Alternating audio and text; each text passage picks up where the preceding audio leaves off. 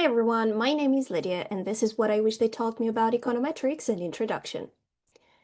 Interaction terms are powerful, but they are also one of the most common sources of mistakes in applied econometrics. So in this video, we're going to go through the key errors and how to fix them. Some of these mistakes are subtle, and sometimes even the most focused student might fall into some of those traps. So keep that in mind while you go over all of these and make sure that you don't make those mistakes in the future. The first mistake is interpreting beta 1 as the full effect.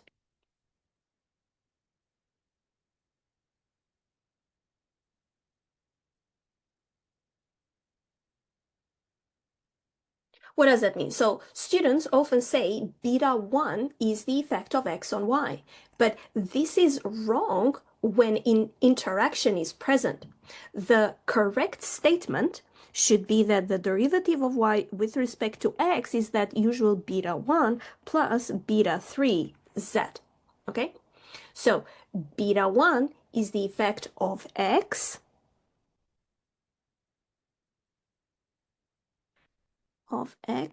on y only when z is equal to 0. This is very important, so keep that in mind. The second mistake that is made is ignoring the interaction term when interpreting other coefficients.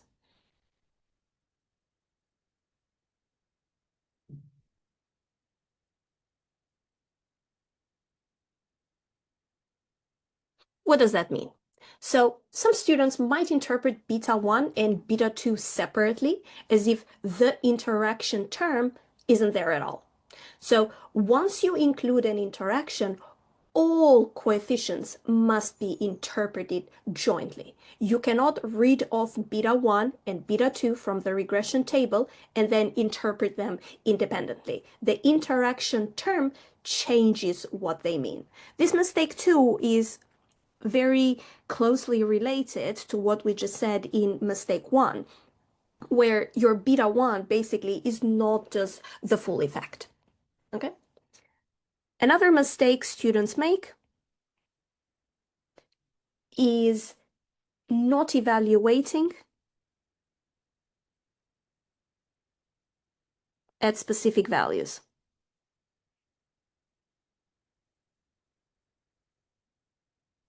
What does that mean? So if you are finding that your partial derivative here with respect to x is equal to beta 1 plus beta 3z, and you stop there, you haven't fully covered what this model is telling you, what kind of information you're getting from this model. The correct approach would be to evaluate all these at meaningful values, which means you go when z is equal to 0, when z is equal at its mean, when z might be a value relevant to the research question, and so on. So the marginal effect formula is just the starting point. The interpretation comes for plugging in values, okay? So don't forget this as well.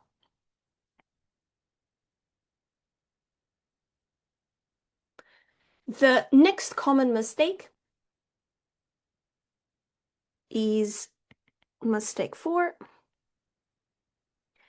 which has you thinking of beta 2 as the constant group difference.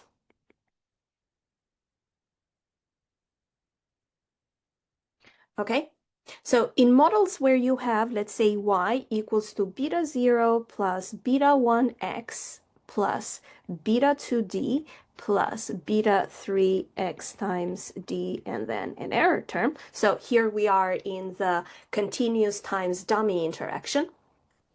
Students might be tempted to say that this beta 2 in here is the difference between groups.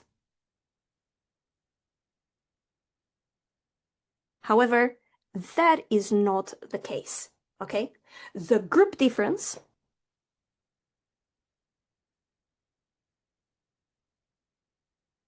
is actually the partial derivative of y with respect to d, which is beta 2 plus beta 3x. So instead, you need to say beta 2 is the group difference only when x is equal to 0. The full group difference depends on the value of x. Okay? In the next video, we'll also see the visualization of this particular mistake because it's very important that you get it right. Mistake 5 is that sometimes students forget about symmetry.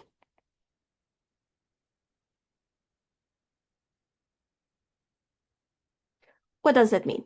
Well, students might compute the derivative, like the partial derivative of y with respect to x, but then they forget to also change the partial derivative of y with respect to z, in which case this is beta 2 plus beta 3x, okay?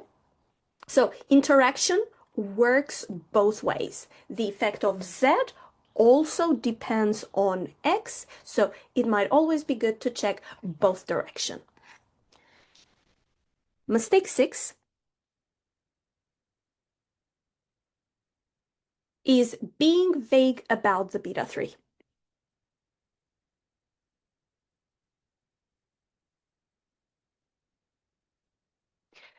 So students sometimes will say beta 3 is just an extra effect.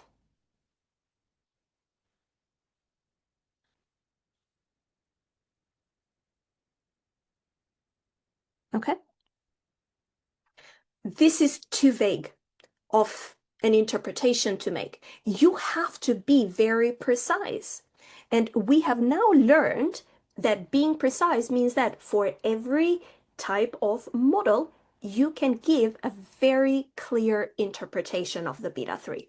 So for instance, in the dummy times dummy interaction model, we know that beta 3 is the difference in difference.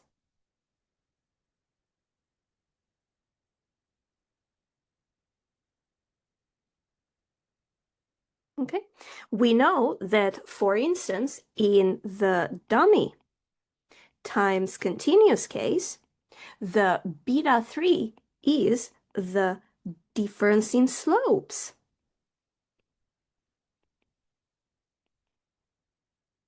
And I'm going to put a bracket on slopes here because this is very important. And in the continuous times continuous case, we know that beta 3 now is the rate at which the slope changes with z. Okay, so the interpretation of beta 3 depends on the type of interaction, and you always need to state which case you are in. So don't be too vague by saying that beta 3 is just an extra effect. Okay, the last mistake that we're going to include in this video, so mistake 7, is that sometimes students will think of interactions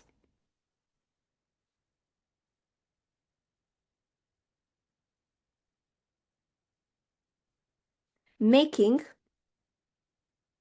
the models non-linear. Students sometimes that say that once they have the interaction term, the model is no longer linear. The model is still linear in parameters. Remember, you're running an OLS. Your model needs to be linear in parameters, okay? So this is wrong. So the model is still linear in parameters, okay? You have to think of this interaction term, which is x times z, as a new variable that has its own values, which comes as a consequence of you multiplying certain values. So think of it as a new variable, w, okay? And OLS, keep in mind, we're always doing OLS, so OLS applies as usual. So nonlinearity in variables is not the same as nonlinearity in parameters. OLS requires only linearity in parameters. You adding the interaction is not making your model nonlinear. Okay? Now that we have seen all of these common mistakes that students do, let's write a checklist. So this should be your steps and your thought process whenever you see an interaction term in order for you to avoid making these mistakes. So the first thing that you have to think about is write marginal effects.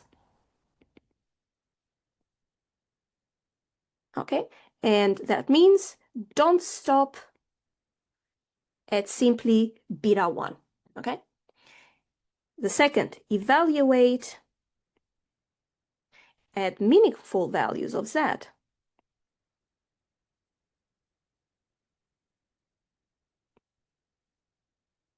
The third one would be interpret carefully.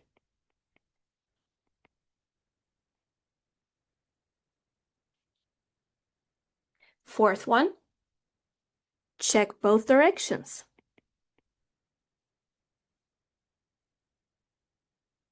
And ultimately, be precise about beta 3's meaning in your specific case. And now you have a map for the precise meaning of the beta 3. Okay? So with interaction terms, every effect is conditional. Never interpret a coefficient in isolation. In the next video, we tackle a very common visual misconception about interaction terms. So stay tuned and I'll see you in the next video.